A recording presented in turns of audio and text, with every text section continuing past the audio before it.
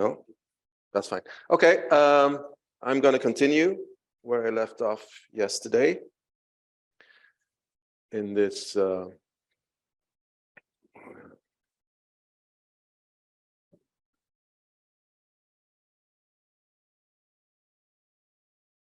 outline of the lectures. So today I will talk about final state parton showers, initial state parton showers. I will dwell a bit on my favorite algorithm, the so-called veto algorithm. I will talk about hadronization and very shortly describe what we do with hadronic decays. Before I start, someone asked yesterday about tutorials. So for MCNet, for our schools, we collect all our tutorials on GitLab.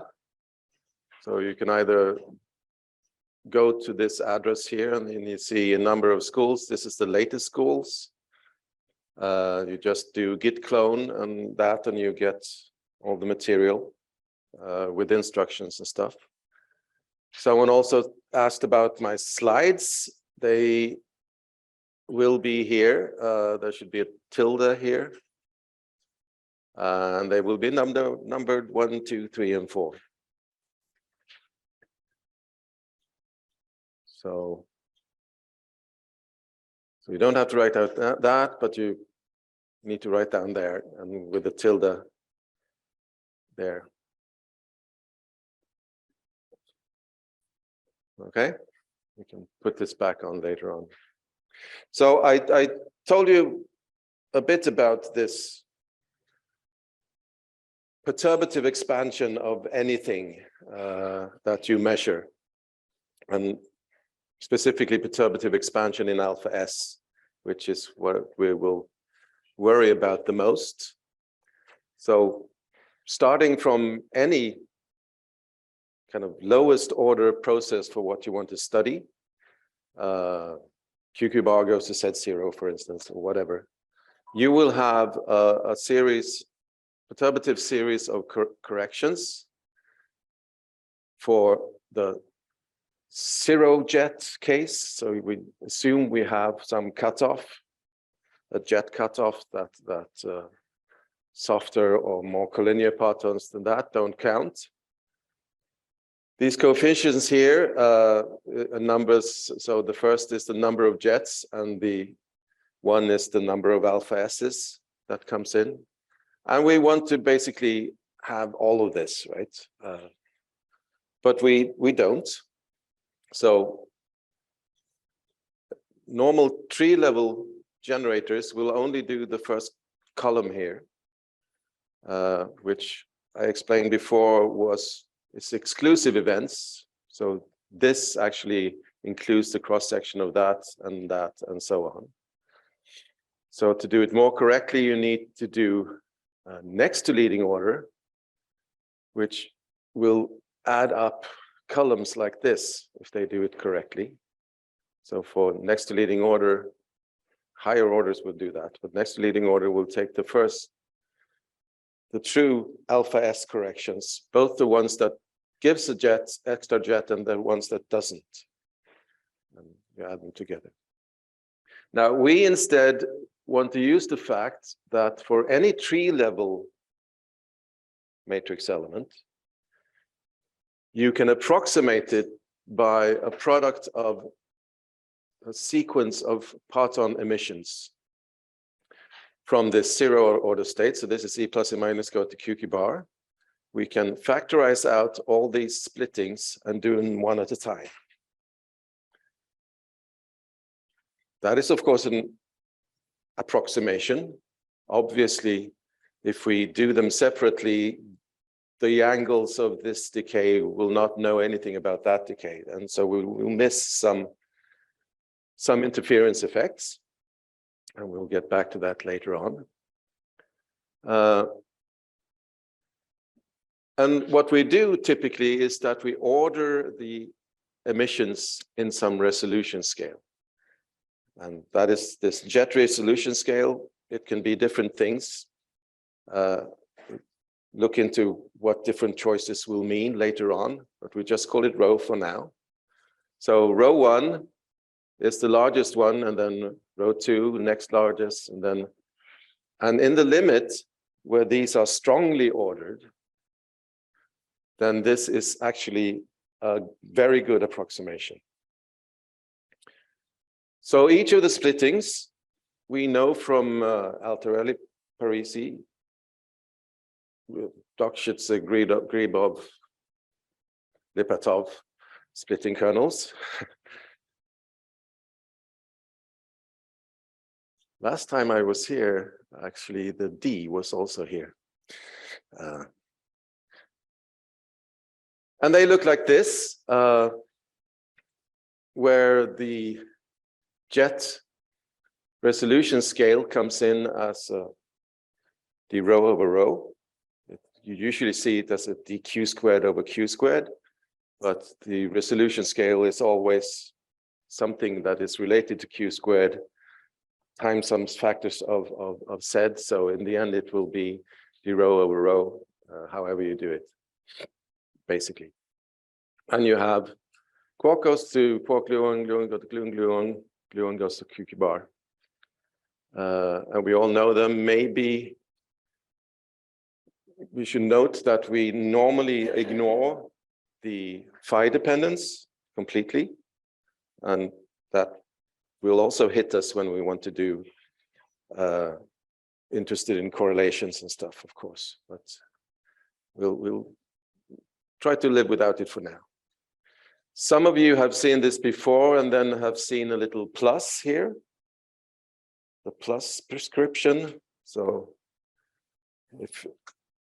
if you have some nice function of Z over 1 minus Z plus, that is, and you integrate up to 1, that is the integral f of Z 1 minus Z minus f of 1 minus Z, or something like this, which gives you a delta function, but it's well behaved in the limit that Z goes to 1. This is something you need when you're doing analytical integration of this. And the physics is easy. You have to take something away when you add 2 new things. So if you have a quark and it splits into QQ bar, then you have to take away a quark with Z equals 1 and add a quark with Z and a gluon with Z 1 minus Z, or the other way around. Sorry. The gluon has, yes, the quark has Z. Good. No, the gluon has Z. We won't worry about this here because we will fix this in another way.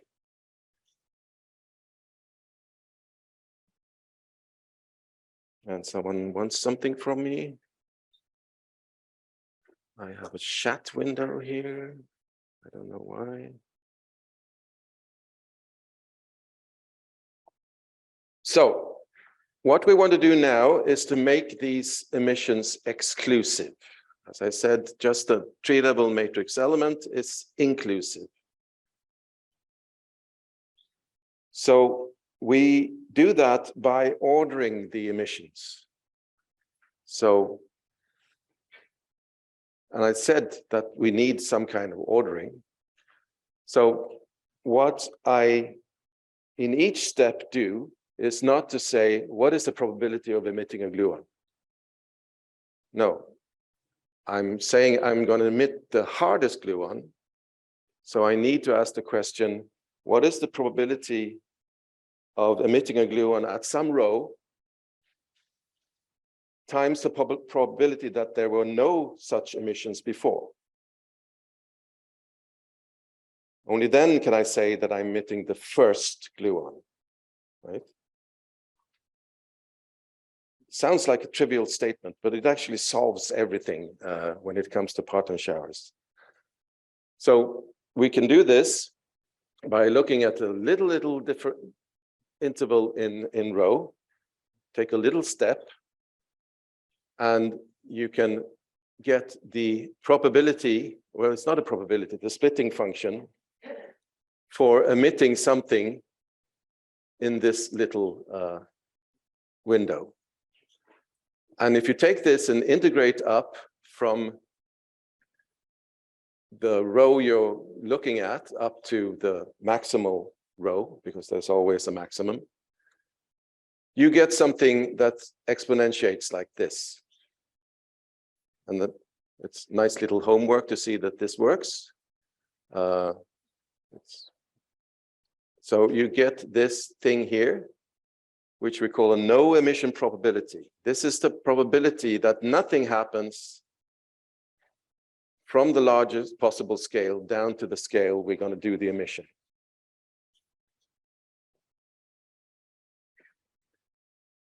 And you see here, I do an integral over Z, but I don't have to worry about the poles here, because for a given row, there is limits on the Z. So it can never be 1, it can never be 0. There's limits there, and I don't need to worry about the divergence. It's cut off in some way. This is also known as a pseudocode form factor. So it was realized by Sudakov in the late 60s or something, that you could treat the photon emissions of electrons so that you wouldn't have an infinite amount of photons when you actually do a measurement.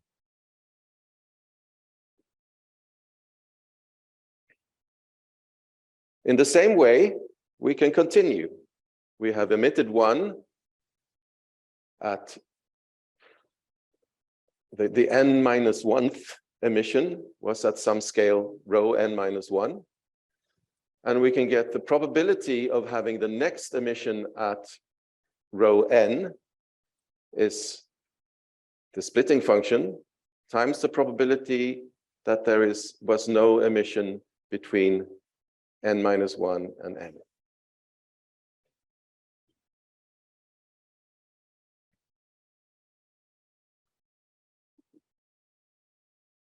So what we will get in the end is something like this. We will have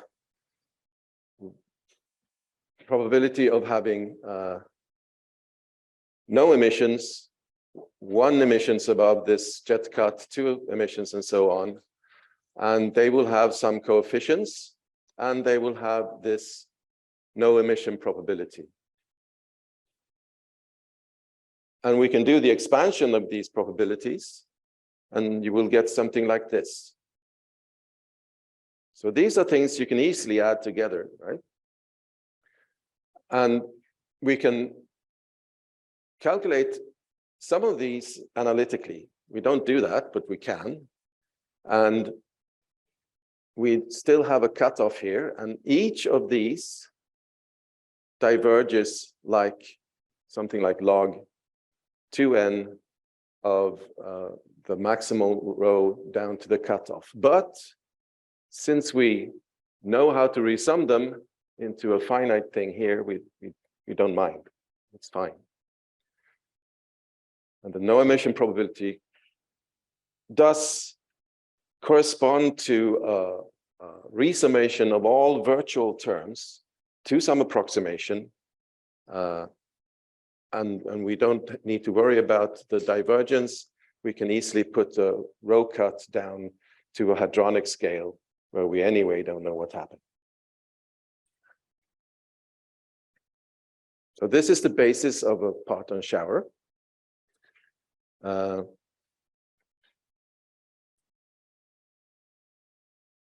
You can easily see these things here when you do the integration over the splitting function of rho. You typically get a log of the rho, or rho 0 over rho. And then when you integrate that, you get a squared log of some sort.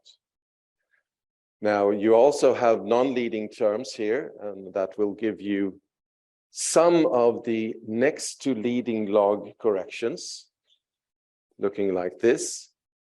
And I say important terms, most Parton showers does this correctly in leading color. So it's next to leading log, but leading color. So there are corrections which are 1 over NC squared on the next to leading log. But that's so we can control the precision that we're working on, but it's not a simple perturbative expansion in alpha S. It's an expansion in alpha S times logs, which we're doing. In order to some of this subleading term, should you use modified splitting functions? So you get this by treating something called angle ordering that I will come back to in a second.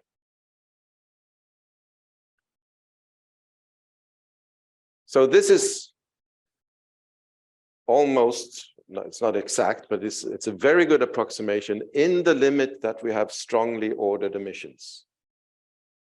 Because this is where these dominate everything. But in any Parton shower, we can have not so well ordered emission. And there, we don't do so well. And if you look in particular then at correlations between hard jets, if you have 3 almost the same hardness of jets and you look at correlations, then of course the third jet cannot be that well ordered. So we don't do that well. And in addition, we have not always the right correlations in there.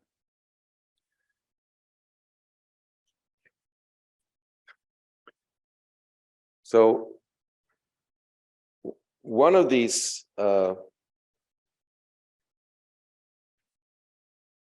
logs in the log expansion, so the next to leading log term is related to emitting soft gluons. Now, if you look at the diagram where we have one hard emission and then you emit a soft gluon, what you would want to do is to treat these emissions together. But in a Parton shower, you do that one or that one separately, so you don't get the interference effects. Now, it turns out that you can have a good approximation if you angular order these emissions. That means if you take the emission of the quark and you take the polar angle of the previously emitted gluon, and you require the gluon to be emitted in that cone, and do the same for the gluon here, then you basically take care of most of the effects of this interference, because interference will be destructive outside. And the reason is fairly simple. You have the color line here.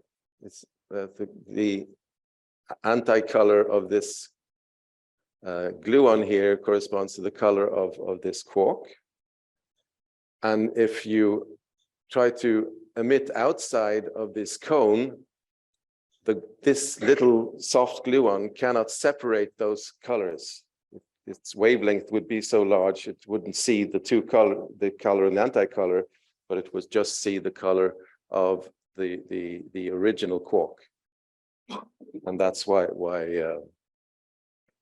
you can rewrite it as a screening effect, and you take that into account with this angular ordering.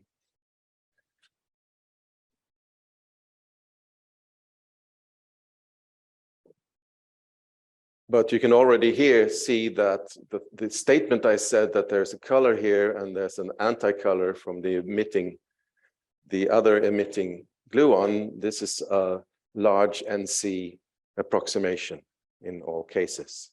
So this is why it's only correct in the leading number of leading 1 over NC squared approximation. There are some ways of doing angular correlations as well. You can do your emission and then go back and think, okay, so what should really the angle of the phi angle of this gluon around that gluon should be? And that is done in most programs. So we do the easiest thing and then we try to correct afterwards. Nowadays, there are a way of getting around this specific angular ordering. Angular ordering is difficult because you have to choose a frame. You can actually easily talk about a dipole emission kernel instead of a parton splitting kernel. So rather than iterating 1 goes to 2 partons, you iterate 2 goes to 3 splittings of dipoles. 2 partons goes to 3. So you take this in 1 step and you formulate it as a dipole emission of the gluon. I like this very much because that was in my PhD thesis. There's an old program written in Fortran by me and another PhD student called Ariadne, which was the first program to implement this and was very successful, especially at LEP and HERA. But nowadays, basically all event generators use some kind of dipole formulation, even if they sometimes split it up, but they do it in a way that it does this. So Pythia, Herwig, Sherpa, and a thing called Vincia, and a thing called Dyer parton showers, they all use a dipole formulation because it has many advantages. So let's get back to this evolution variable. So in the dipole splitting case in Ariadne, this is more or less PT. For Ariadne, it's actually formulated in a Lorentz invariant way, which is nice. Pythia and old versions of Pythia and Sherpa use the evolution variable, which is the virtuality of the parton. This is good, except that you always need to use the transverse momentum anyway in alpha S to resum some other stuff. I don't want to go into that. So for any given Q squared, you can have divergences in alpha S. You need to have an extra cutoff in PT. In Herwig, which is the original angular ordered shower, angular ordering, by the way, was invented by Brian Weber and Pino Marchesini, and Pino Marchesini is the one who fought for having the GGI Institute fixed.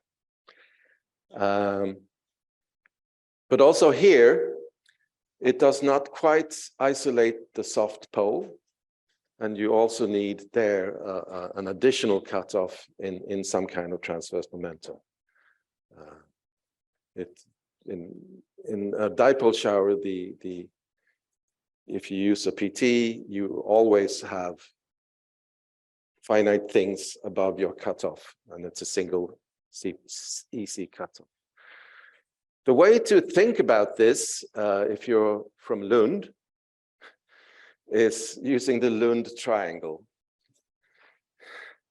Now, if some of you have been working in the area of jet substructure, you will have heard about the Lund triangle, but that is not the true Lund triangle. That's just Gavin Salam's take on our triangle.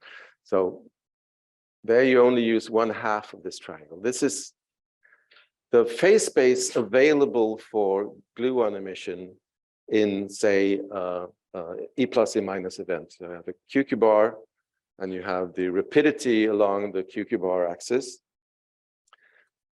and you have the log of PT, and every gluon will in that system have a rapidity and a PT, and the limits, kinematical limits on those gluons is basically a triangle like this. So if you evolve in transverse momentum, that means you go upwards and downwards in this triangle. If you evolve in virtuality, that corresponds to going from this side down. And you see for any given fixed virtuality, you can go all the way down to very low transverse momentum. And then the angle means that you start in the middle here and go outwards on each side. All of these covers the whole phase space, so that's nice. The problem turned out at LEP when we did this, that especially in the virtuality case, the fact that you need to impose angular ordering as well to get these interference effects meant that you actually left some regions out. And it's important to not discriminate against any part of the phase space. Very important. So this is what we have.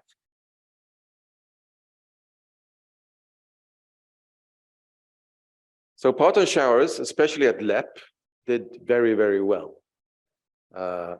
Here's a list of the parton showers available at the time. This was predated the full Pythia thing, so it was called Jet Set, the Lund model, the Ariadne here, the Herwig, and the JT, I forget what it is.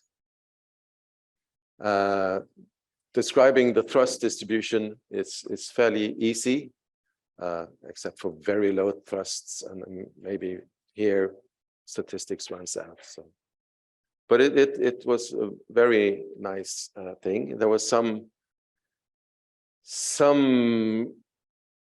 things which were difficult. So this is the transverse momentum out of plane, which, if you think about it, is alpha S2, alpha S squared leading order calculations. So it's high, and there you need correlations more, and there the parton showers without any enhancements, improvements, does not so good. But in general, it described everything very nice. But that is the easy case, the final state parton showers, which you have in E plus E minus annihilation. Normally, we are interested in hadronic collisions, and then you will need initial state parton showers. And what we do there, as I think I mentioned, is basically we do the DGLAP evolution backwards. So we start out with a harder scale, and we evolve backwards. And the way we evolve is to undo the splittings that you integrate over when you evolve the parton densities. Right? So in each step, you have, this is what you have for the DGLAP equation, and we can interpret it as having one parton resolved at T, scale T and an X, where T is now a log of PT or whatever, is the probability that we had something at a higher X before, which has split into something that gave this X at this scale.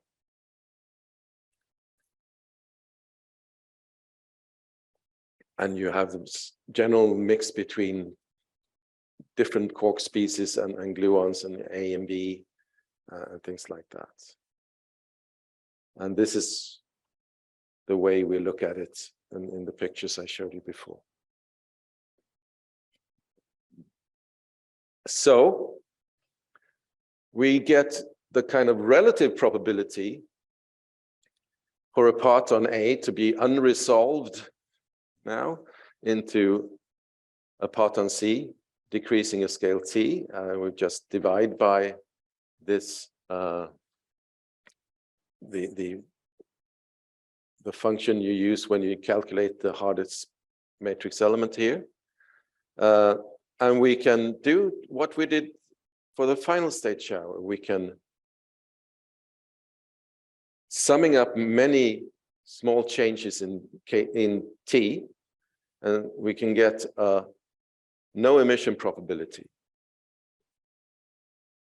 saying that what is the probability that quark that was resolved at the scale T max is still resolved at a scale T.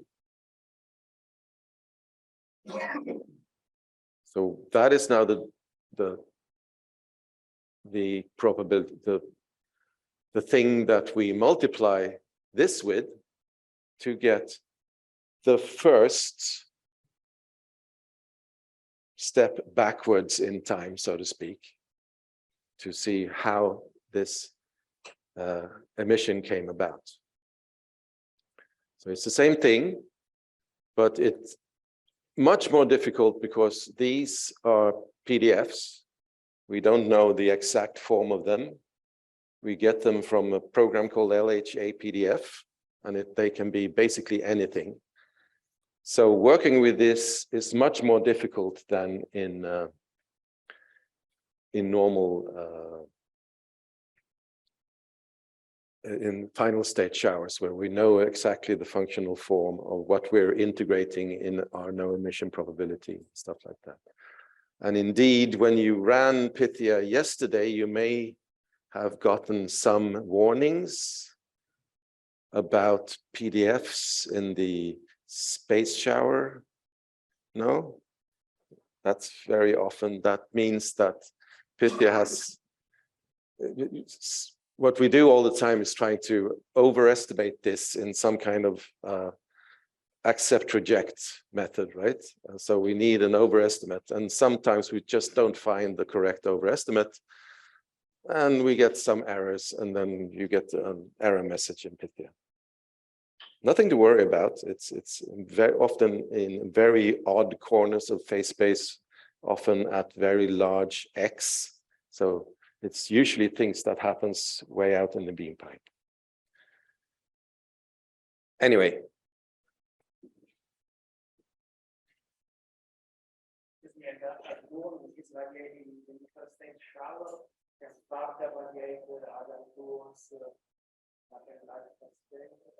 Yeah, so this one, for instance, you say that, oh, this came from a higher momentum quark. So that gave you a gluon, and then this quark can radiate another gluon, and then in the end, of course, we add on final state radiations from this gluon as well. Yes.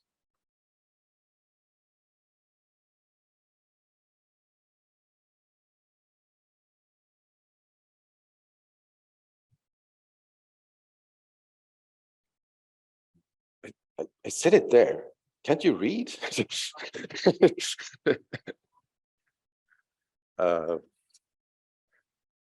Well, questions? Not take a break already, right? No, we wait a while. But think about questions. It's good to ask questions. So how do we generate the parton shower emission? So here we have now come to my favorite algorithm, the veto algorithm.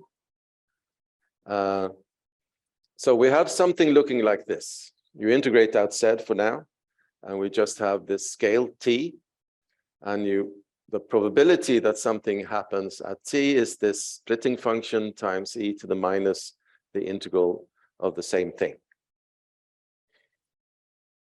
Now, what we typically do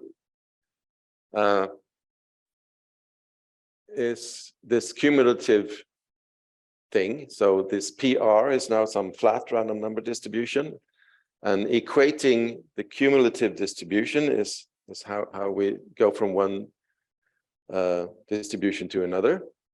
And in this case, it's very easy to integrate this, right? Because this is just the derivative, or minus the derivative of the no emission probability.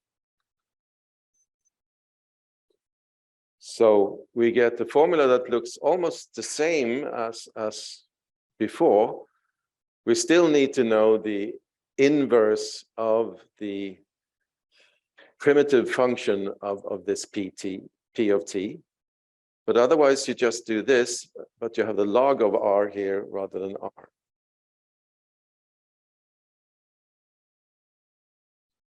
So it's really easy to get the next step, right? You just, as long as you know the inverse of this, and of course, if that involves unknown Parton densities, it becomes difficult. So, and in general, things are never easy, right? But we have a trick. So it looks like the accept reject method, but it's not. So bear with me here. This is the splitting function. It's not a probability density. And let's assume that we have another function which we know is larger than the splitting function everywhere. This is where you sometimes fail, as I told you before. But assume that we have that. And we know that this is a nice function. We can integrate it. We can do the inverse of the primitive function and so on. So we start out at the highest scale, T max. We generate a next scale by this prescription I just showed you. Now we compare, as in the accept reject method, we compare a new random number with the ratio of the true function divided by the overestimates.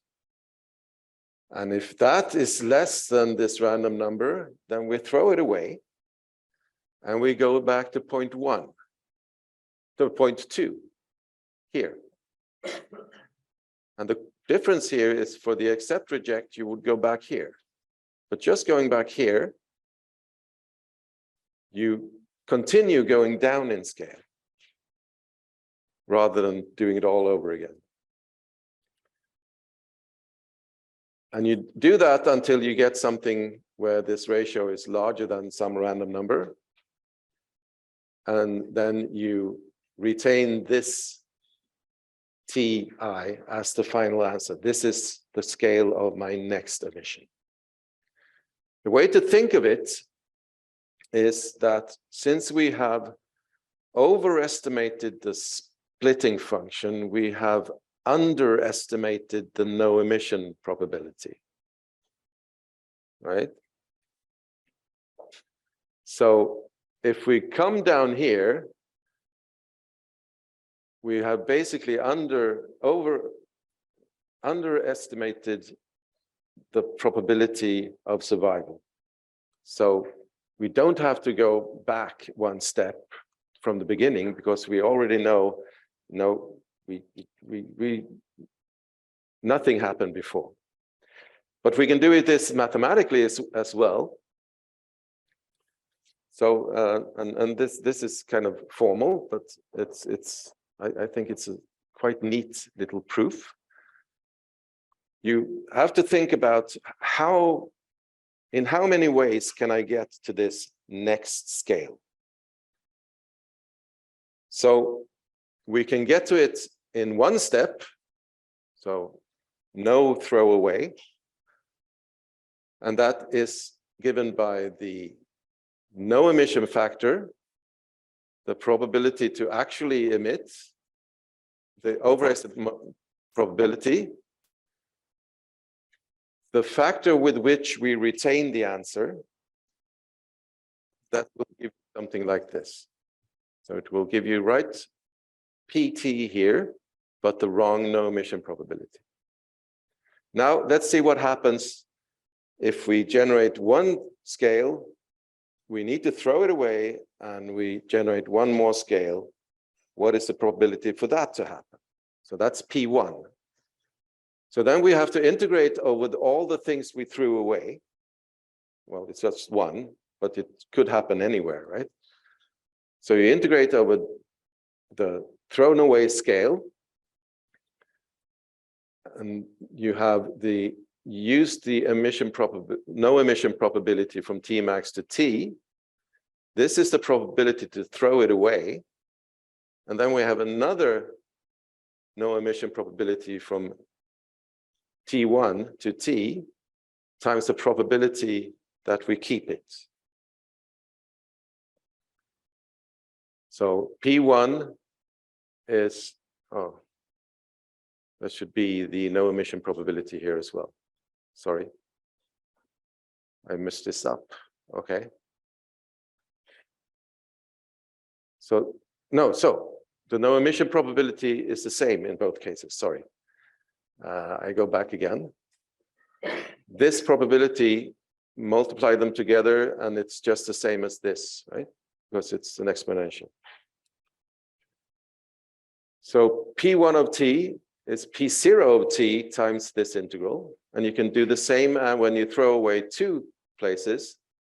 Then you get something like this. And if you know your nested integrals, which I hope you do, you will get a factorial factor and this integral squared. And you can do this for 2, 3, 4, 5, and so on. And in the end, for Pn, you will get P0 and this expression. And if you think about what happens here, this means it's just an exponential thing. So this one takes out that one, and you get the correct no emission probability, and then also the correct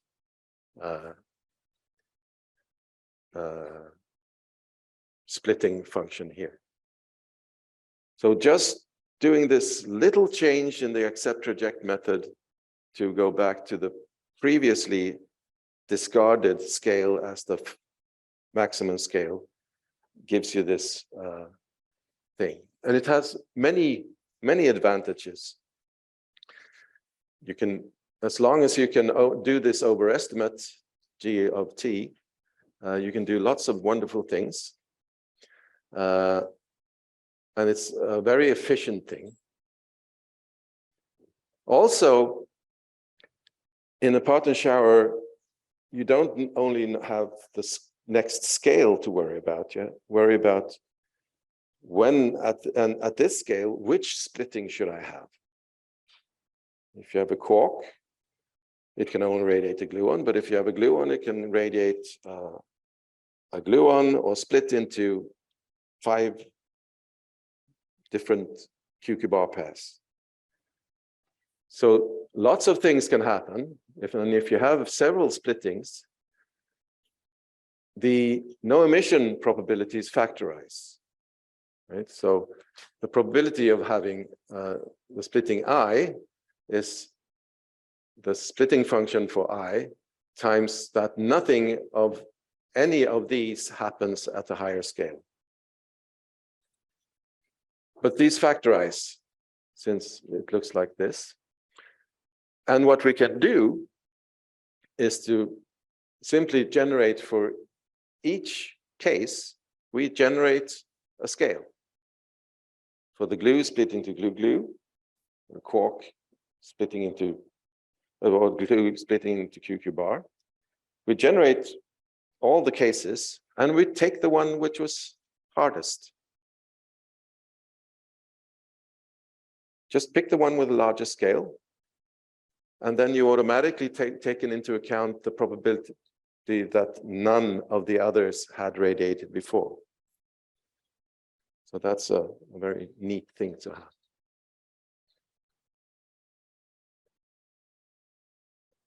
Now would be a good time to take a little break. 10 minutes? Do we think the coffee machine has been fixed? I certainly hope so.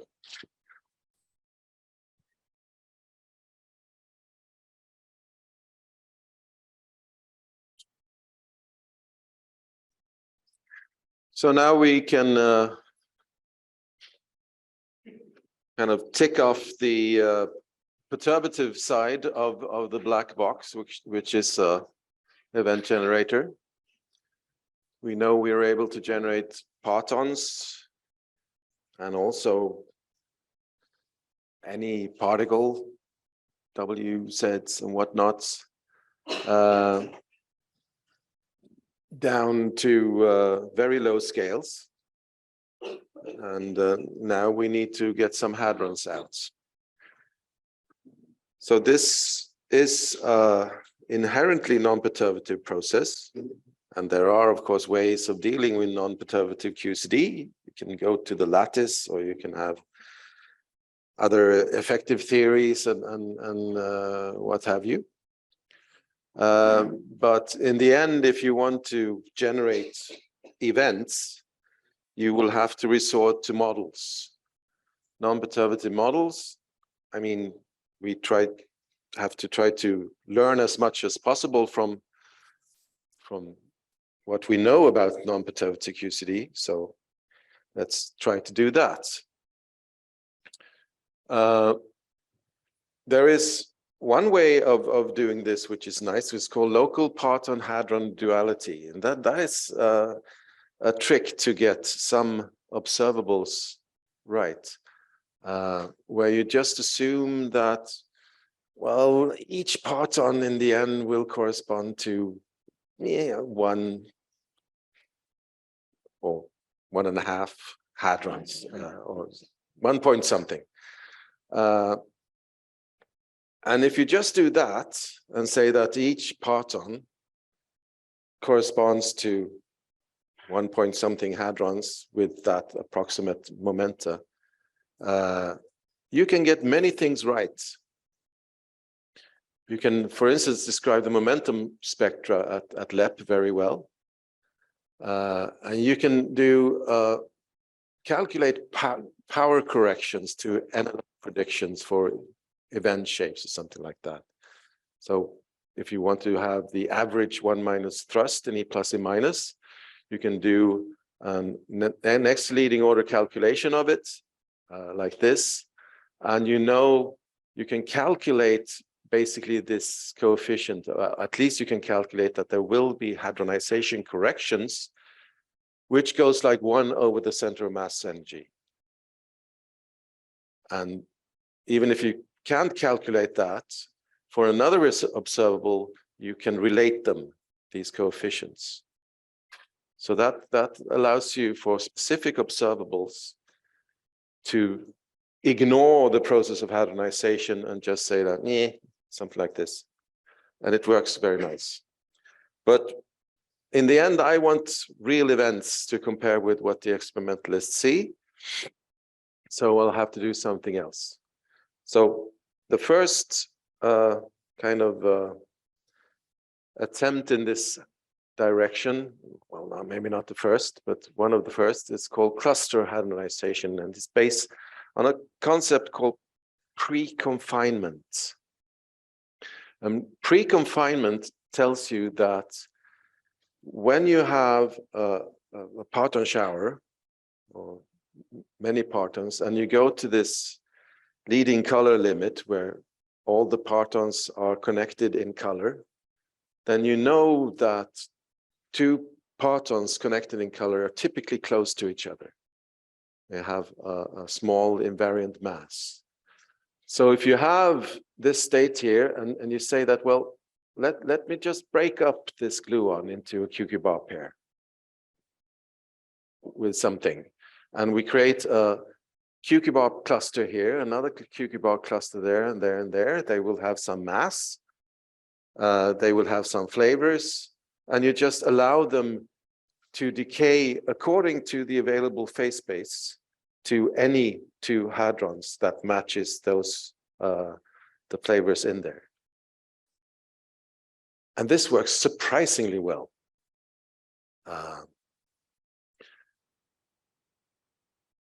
And you include spin effects, you include mass effects of these hadrons, but basically you get a weight for any combination of two hadrons, and you just pick, and you let them decay isotropically in these clusters. It works amazingly well.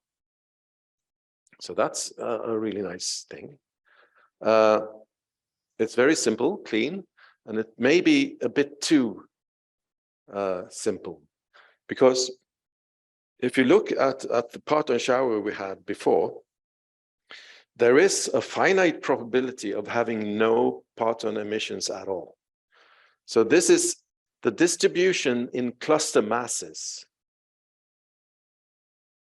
as a function of the center of mass energy here. So this is correspond to LEP2, and you will have clusters up to 100 GeV in mass.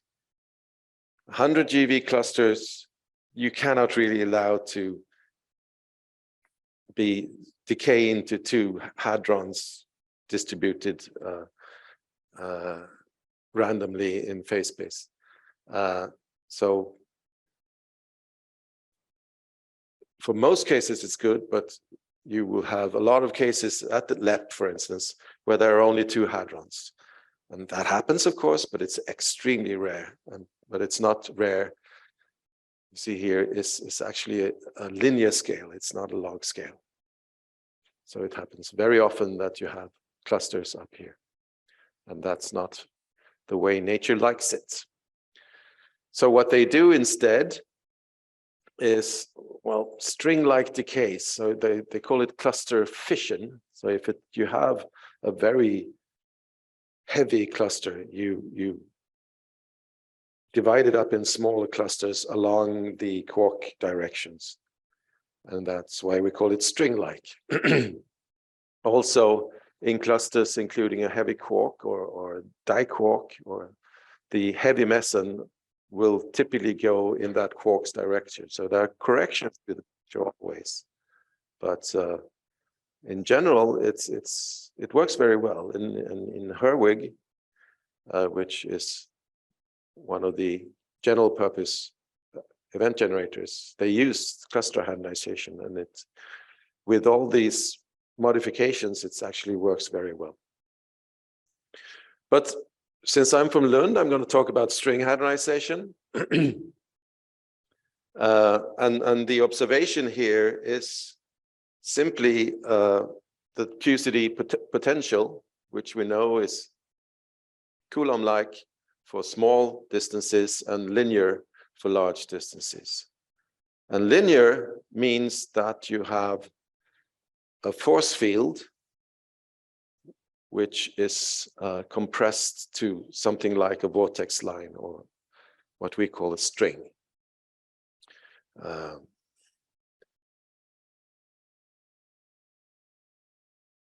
And in fact, the Lund string is very much like a vortex line in a superconductor. So when you have magnetic fields that don't like to be in a superconductor, if the field is so high so that it does go into a superconductor, the field is compressed into a vortex line with Cooper pairs running around it to contain the magnetic field, allowing it to not spread. So this is a 1+1 dimensional object. We call it a massless relativistic string, and that is, of course, an approximation of what it is. What we have is that if you have a QQ bar pair created in E plus E minus, and they go apart, and you start to build up a string, and the string then has a constant string tension that we call kappa, which happens to be 1 GeV per Fermi approximately. So when they go apart, they will slow down. Well, not slow down, because if they're massless quarks, which they typically are more or less, they will travel with the speed of light, but they will lose energy to the string to the extent that at some point they lose all their energy, and the string will start dragging them back again, right? It's like a rubber band, and they go like this. However, so this is the naive picture in the Lund string model that meson is just that. It's a quark and an anti-quark with a little rubber band between them. But if the energy is high enough, there is always a probability that if you have a red quark and an anti-red quark, that out of the vacuum, there is a fluctuation of another red and anti-red quark, which can kind of screen this field from this, the anti-red screens the field from that red quark and vice versa, and the string breaks. There is no string between them. And this is how we produce hadrons in this Lund model. We should, yes? So this is the idea, but in the code, how is it mathematically described? With Schrödinger equation, or I'll come to that. I'll come to that.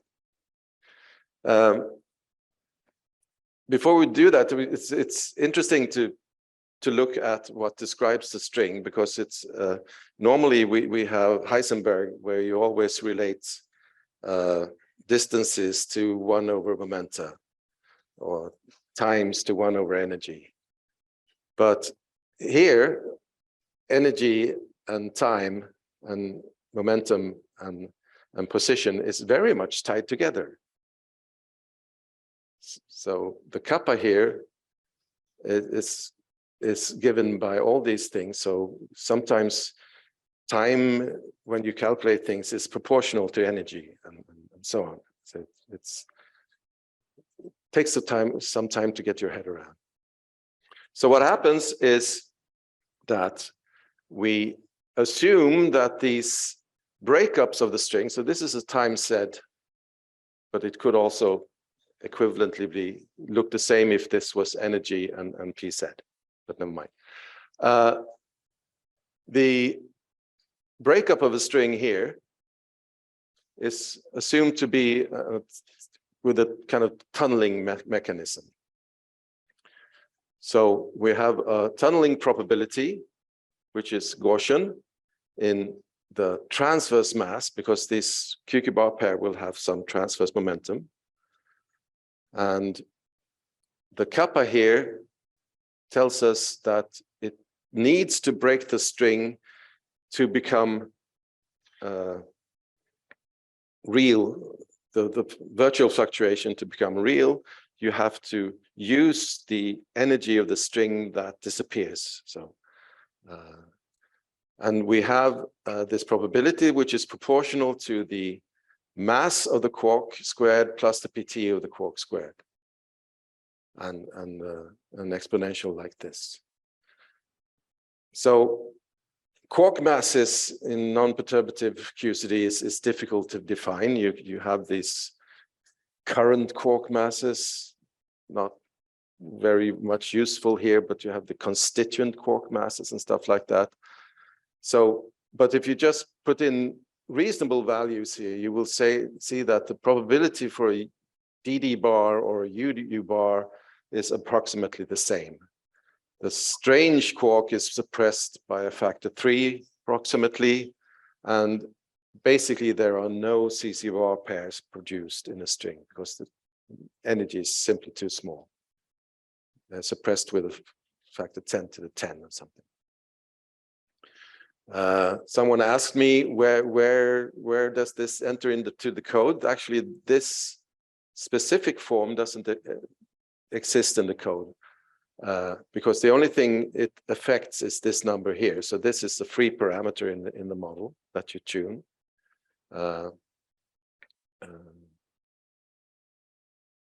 So that is something that you won't see that in the code, okay? What you will see in the code is this. So if you think about the space-time picture here, this breakup and that breakup, which is the two breakups that creates this yo-yo meson here, they are causally disconnected. It's a space-like distance between those two breakups. That means whatever order we want to do these in should be fine, because this one cannot depend on that one, except that it does, because this must be a meson in the end, right? So there's always some magic when it comes to quantum mechanics, but in principle, these don't know about each other until afterwards, when things are actually produced. So that means we can, in particular, we can choose to go from one side and chop off hadrons and go to the other, or go from the other and chop off hadrons and go to the first side, right? And that has just requiring that gives a very specific form of the, shall we say, probability distribution for chopping off a quark and getting a meson. And it looks like this, and this is called the Lund symmetric fragmentation function. It has two parameters, A and B. B is related to the area of actually related to this area for a given breakup. Z is the light co-momentum taken by the hadron of the original quark. But this is how it's done, since you asked. A is a free parameter, typically should be, I mean, not too large and not too small, preferably not negative. But, there are some ambiguities here, but it's basically a parameter that you fit, and this B is also a parameter that you fit because it is also related to this splitting probabilities we had before, the fluctuation probabilities. But this is basically what you have. If you have a string, you start chopping off hadrons, and in the end you get into a bit of a problems because there's too little string left and you have to fudge it in the end somewhere, but we can do that. But then we also have gluons, right? So gluons is here treated as kinks on the string. So we have one string piece from the quark to the gluon, and one string piece from the gluon to the quark. And you have to chop off from each side, and sometimes you have to go around a little kink. And in fact, you have to also think about what happens, because if you have a soft gluon, it will stop eventually. But it won't, so if you have this picture, at some point here, the gluon stops and the string starts going like this.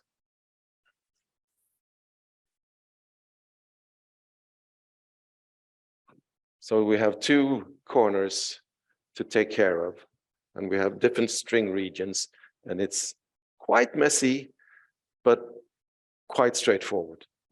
It's a lot of administration. And that you can do without any extra parameters, you just do it. Now, the reason the Lund model was accepted very quickly was that it predicted the so-called string effect.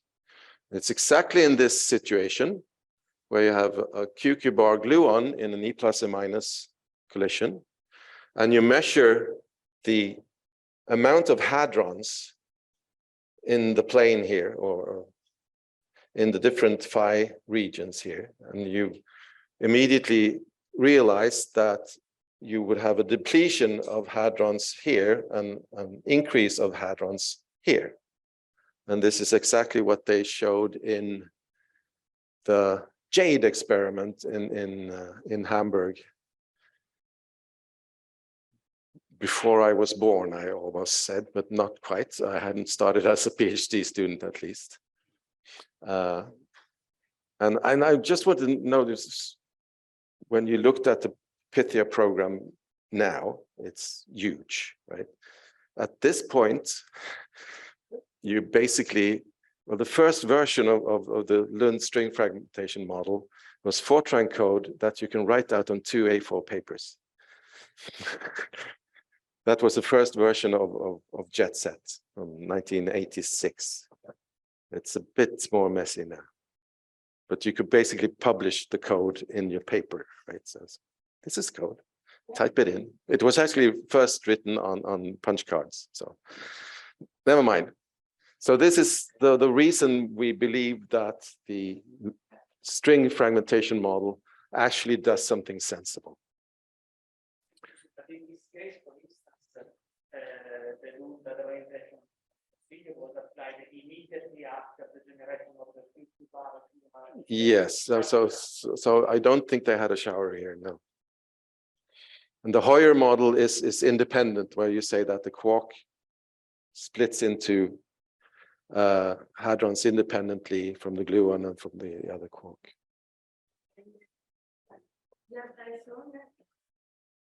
What remains in the code of the new model, for example, for the quark and the case of the pair.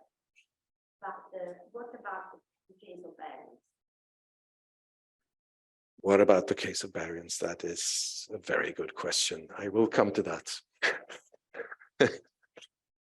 So the problem here is looking at different flavors.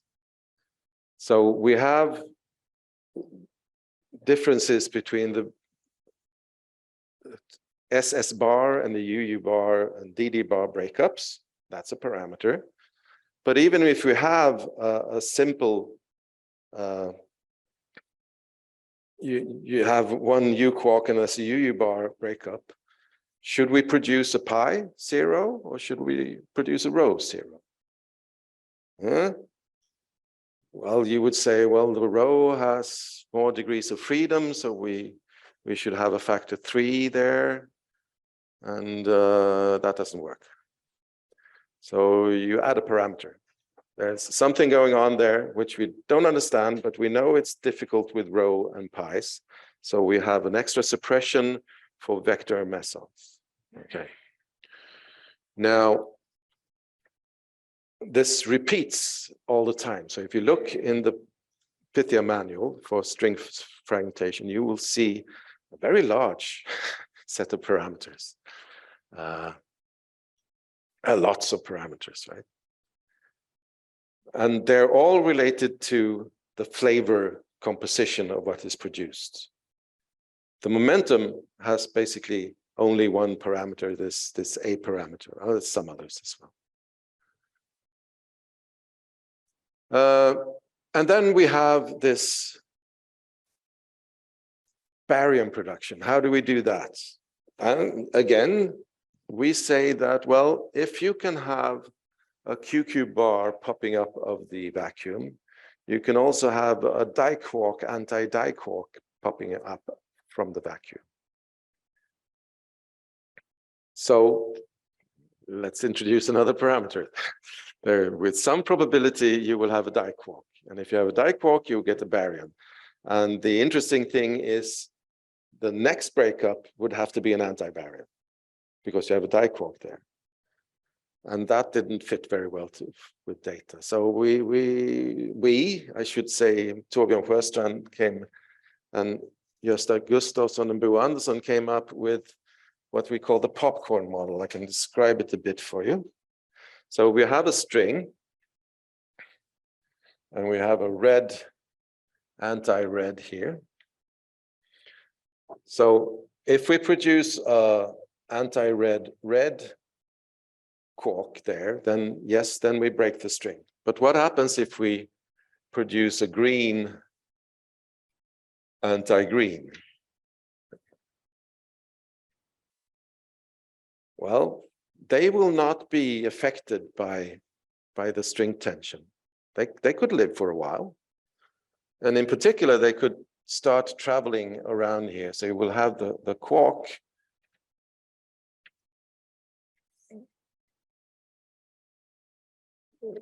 green anti-green. So the green quark could easily travel here in this direction, and the anti-green could travel here.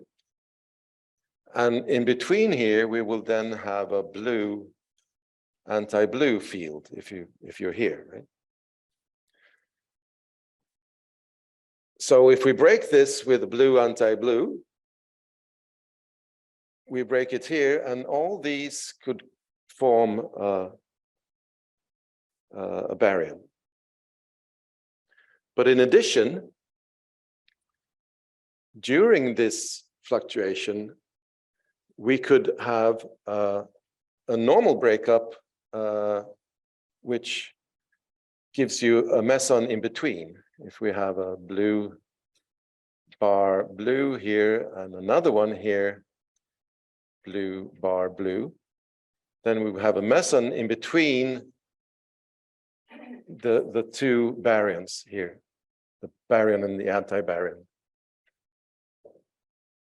And this is called the popcorn effect. So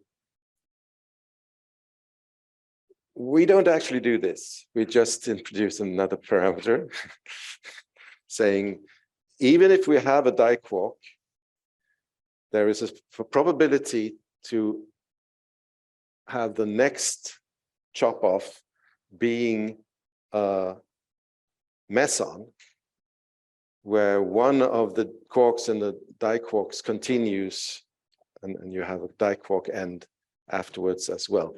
It's a bit messy, and what is it in the code, the production of the mesons? The production of mesons is a parameter. You can look it up. So the distribution function is always the same. You only change the probability for this to be a diquark breakup or a quark breakup. And if we've already had a diquark breakup, there's a probability distribution for the different baryons, but also for having a meson in between. If you go back to the distribution of variation for the Yeah. and then if you form is exactly the same. Yes. If you use a different D or a different D, something like that. Normally, we don't even change those.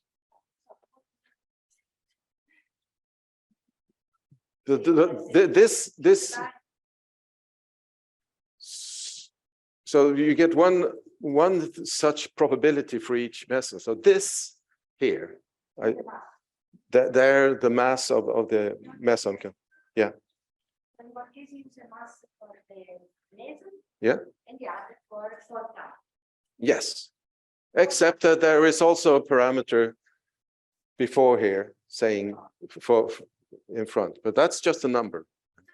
Yeah.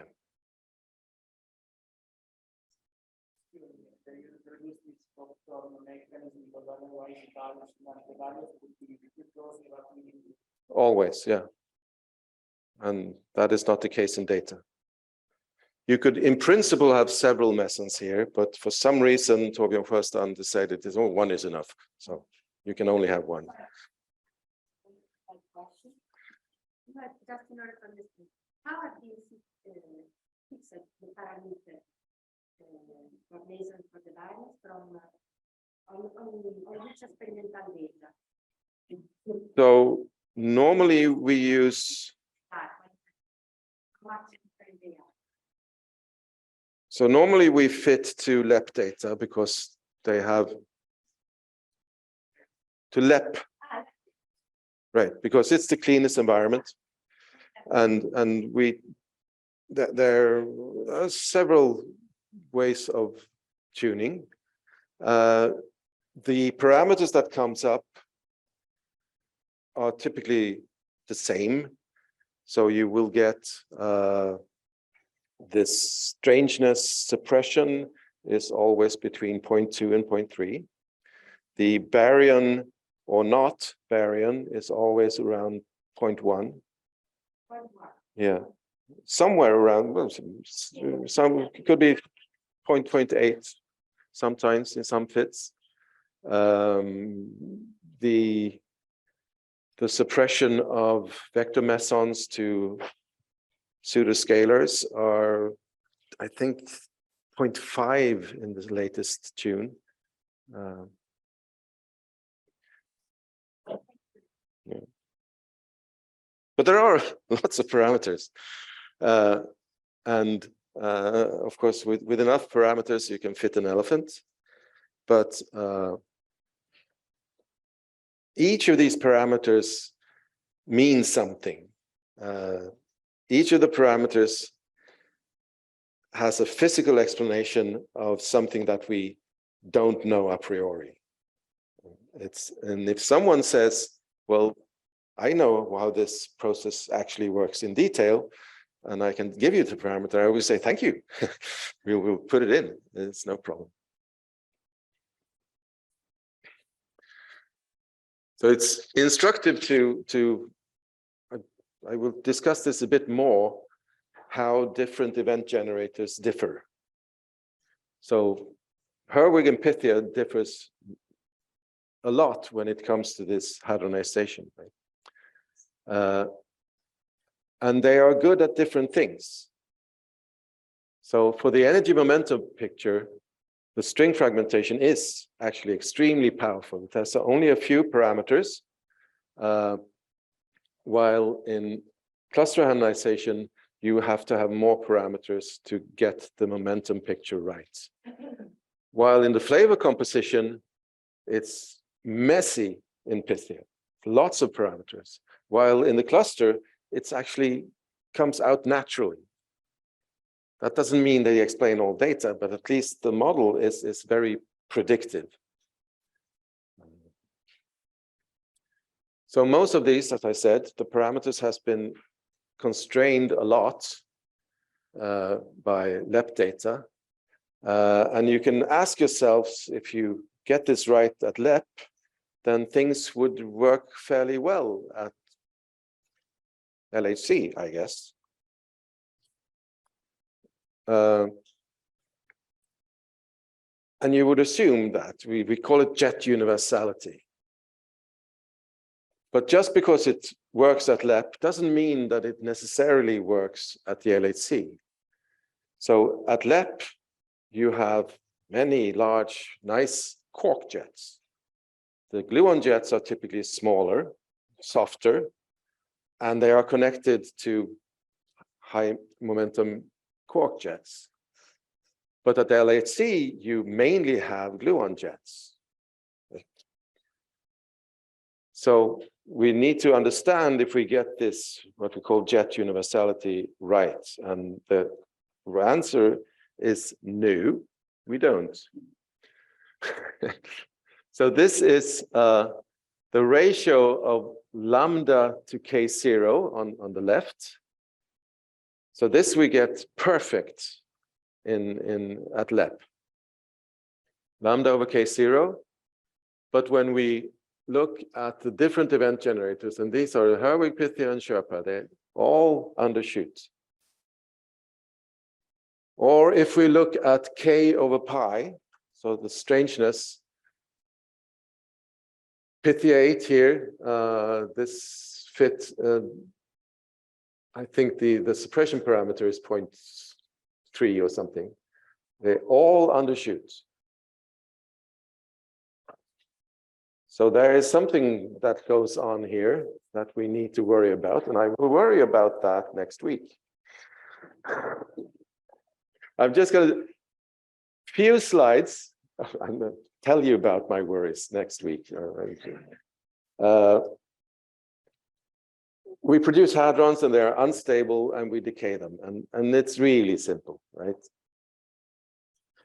I mean, you can go to the pgg.gov and you have all the decays listed. It's really simple. But no, you need to fix this properly as well. Because if you look in the PDG, the branching ratios doesn't always add up to unity. And sometimes they list decays as B star goes to mu plus X. You need to generate that X, right? And it's difficult. And it's tedious. But someone needs to do it, and someone has. I mean, you have these decay chains that you need to understand, and in the end you get a photo that nobody sees. But I mean, you put this in, and it's tedious, and you have to do it, and you even then don't get things right. You have to use external help sometimes. For instance, if you produce tau plus tau minus at the LHC, people are interested in the correlations between those. But Pythia just say, oh, tau, I can decay it. Or another one, the correlations will never be there. But there are programs like Tauaola, things that you can plug into Pythia if you're interested in such correlations. Ah, 1 minute to go. Excellent. Yes, some things that I will not talk about, which is important and is subject to a lot of studies the last 10 or more years, is the interplay between matrix elements and parton showers. And they're very important to understand the perturbative precision in what the generators produce. It's something I have worked a lot with and got tired of. so I left it to a student who graduated, and he was supposed to take over that thing in Pythia. Now he's left the field. There's another postdoc that's in charge of it for Pythia, but there's a lot of people thinking about this, how to combine the two. It's typically, if you go to MCNet school, there will be 2 long lectures about it. It's very technical, very much perturbative fiddling, but it works. So I'm going to stop here today and ask you to have some questions. You already have questions, and that's good. Always comes from the same people, though. Anyone else? Is the simulation process on the probability level or amplitude level? Yes. You need amplitudes to get probability. Most of the things are probability. But where it really matters, we try to take amplitude interference into account. So this angular ordering, for instance, and the dipole, that was done to take some of these interferences into account.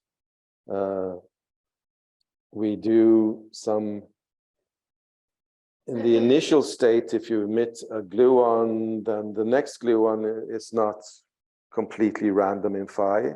It will typically go more in the same phi direction as the first gluon emitted. Those things are taken care of, but amplitudes don't enter into this explicitly. We fix it in other ways.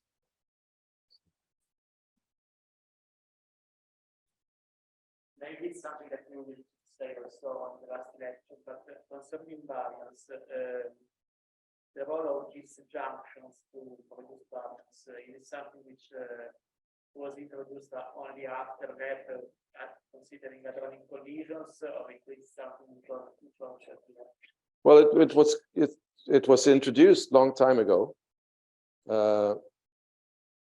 to describe epsilon goes to 3. No, not epsilon. What was it? It was something where you got it, because it's been in the program for a long time, but I forget why. But recently it comes in the multiparticle interaction. So if you kick out 2 valence quarks from a proton and you wonder how to connect it with the proton remnant, which is also carries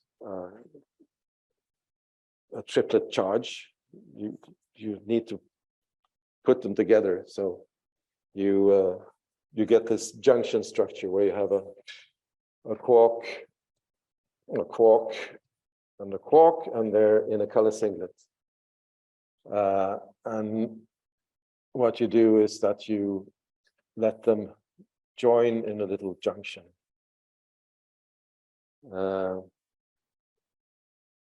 Many errors in the output of Pythia concerns junctions because they're very difficult to handle. What we do is when we hadronize these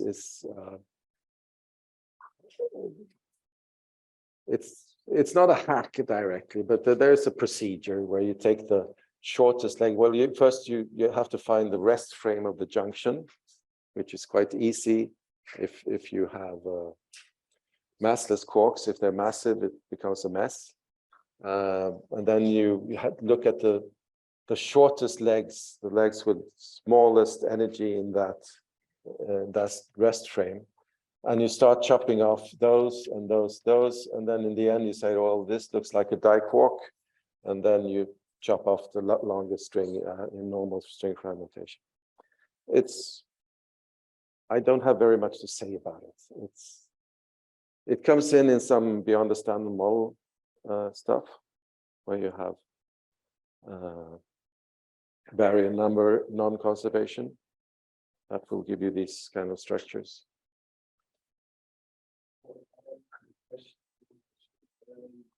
So I know from partially that within India, the heavy flavor quarks are much more difficult to predict and prediction with compared to light flavor. Where does this difference arise? Why the heavy lasers so much more difficult to accurately predict?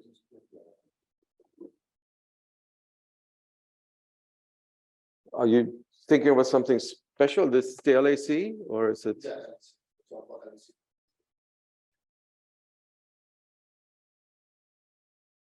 I know we have problems with lambda Cs. They don't come in.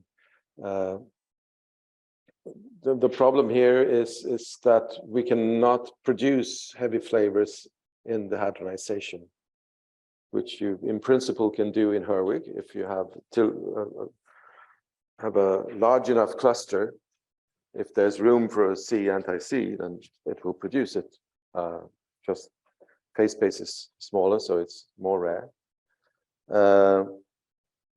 It turned out, and we don't know really why, that one color reconnection model actually fixed the lambda C problem at the LHC. So it's related in Pythia's case not to the hadronization as such, but the hadronization of systems. And as I showed you before, the K/pi ratio at LHC is wrong for all generators. And this is because there are effects when there are a lot of junk around, and especially if you go to heavy ions. So I will mention this again on Monday and Tuesday. Is there a way to estimate system market answers?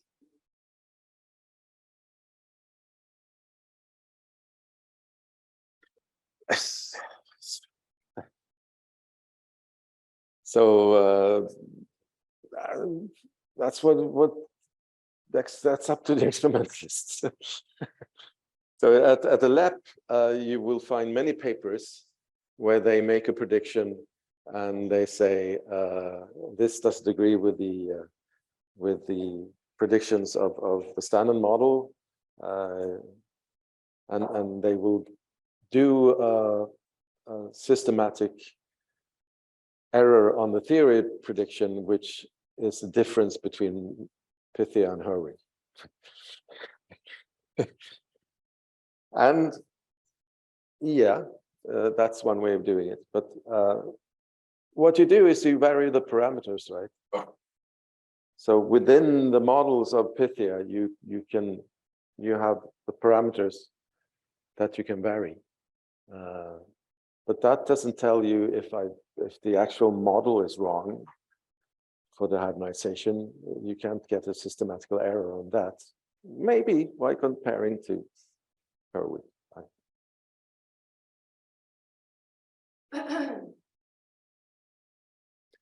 Right. Minimum bias, multi-partner interactions on Monday. 9 sharp, I guess. See you then.